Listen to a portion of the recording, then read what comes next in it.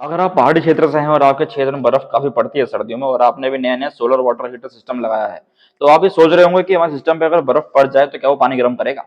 देखिए, अगर आपके धूप निकल रही है और पानी गर्म आपका हो रहा है और उसके बाद अगर वहां बर्फ पड़ जाती है एक दो दिन बाद, तो पानी तो आपका अंदर गर्म रहेगा ही रहेगा, लेकिन जो ऊपर से बर्फ पड़ी है वो उस गर्म पानी को उन ट्यूब्स को कोई इफेक्ट नहीं पहुंचाएगी, क्योंकि 3 4 दिन बाद अगर फिर धूप निकल जाती है तो पानी आपको दोबारा गर्मा गर्म आपको मिलना शुरू हो जाएगा। लेकिन अगर ये सोच रहे हैं कि वो बर्फ आपका गर्म पानी भी ठंडा कर देगी, तो ये बिल्कुल गलत सोच रहे हैं आप। बर्फ बिल्कुल भी इफेक्ट नहीं करेगी उस गर्म पानी को।